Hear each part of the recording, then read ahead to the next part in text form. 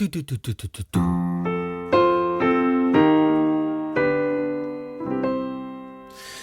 There must be something happening in the song Something for it to be loved by so many people all over the world, thought of as one of the best love songs ever written.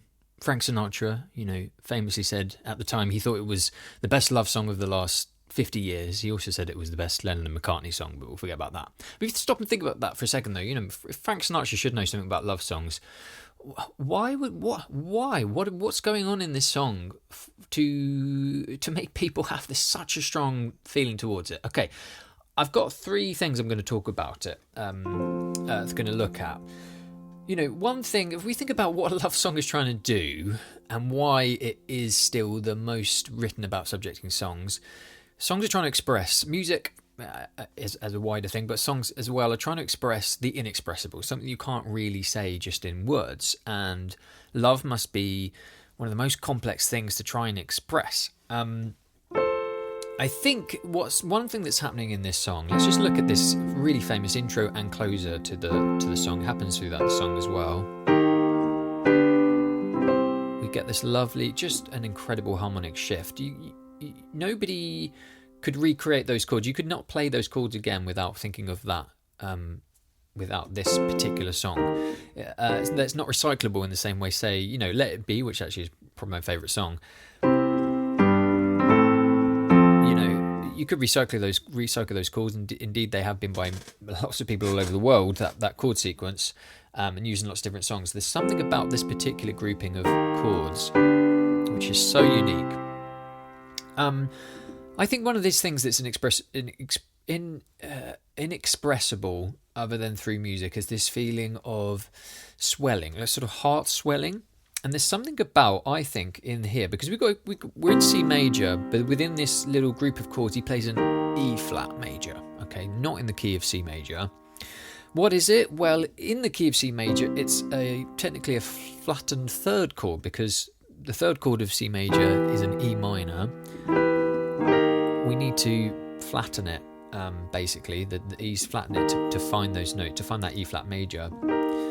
Now that means that the relationship between the C and the E flat is this minor third here, this flattened third. There's something slightly strange and mystical and magical about that. To prove my point, okay, just take my word. How about McCavity from Cats, right? And just bear with me, it's a bit of a leap, but check this out, right? Oop. Lloyd Webber there uses those shifts of minor third intervals to create something a bit magical and mystical. And I think that is kind of happening a little bit in this song. You've also got the wonderful harmonic contramotion movement happening here within these two lines. Listen to this. You've got that going up and this going down. Now you put them together,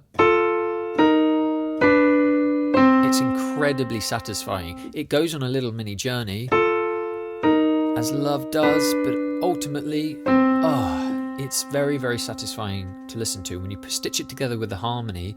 And this use of the second inversion of a G major chord, really important to the harmony here.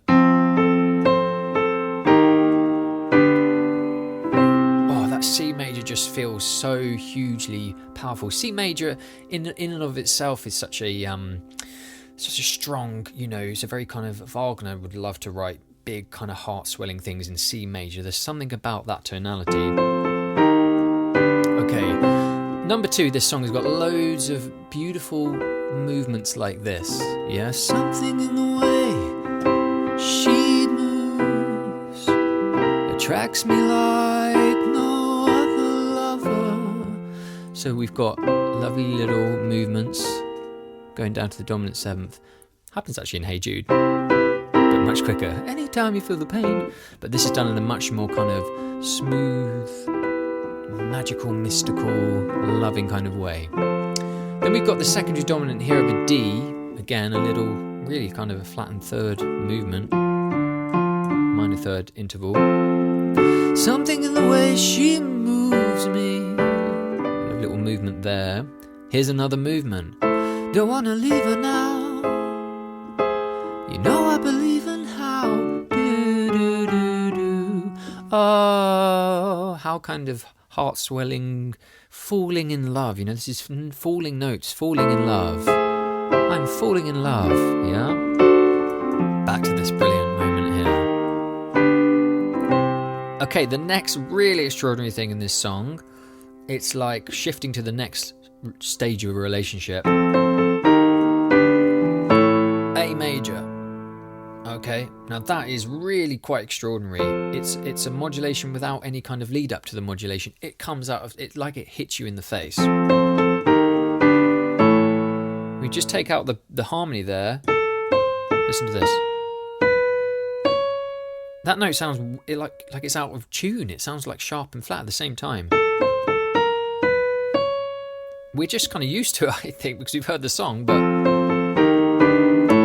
And then more movement, more of this kind of, love, falling in love movement. You're asking me will my love grow? I don't know. Brilliant bass movements. You can hear George working these out as well in the kind of Let It Be tapes, because he was working on this all the way through the Let It Be recordings. When he's teaching the band, he's got all these bass lines in his head. It's quite extraordinary. You stick around now, it may show.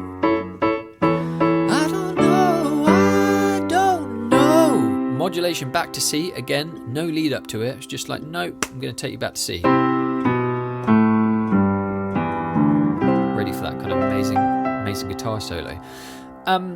So yeah, I think the magic of it is it's just the way the harmony progresses in beautiful steps, but also occasionally just grabs you by the scruff of the neck and says, "No, we're going down here now, and we're gonna go in this direction."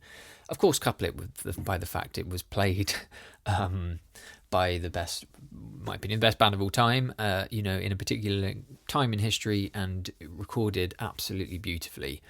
You have yourself one of the best love songs of all time. And to his credit, George Harrison was really kind of probably overshadowed by these hugely amazing, talented songwriters in his own band. But he, how brilliant for him to have pushed his way out. And actually, if you look at the top stream song of the Beatles of all time, Here Comes the Sun, as Martin Finn Music points out on his channel, if it was a competition in terms of streaming, George Harrison actually beats Lennon McCartney for having the most streamed song out of all the Beatles. But there we go. What an amazing, magical, beautiful song. Do yourself a favour, have a listen to it as soon as you can. Maybe I'll do another video where I just sing through it as well.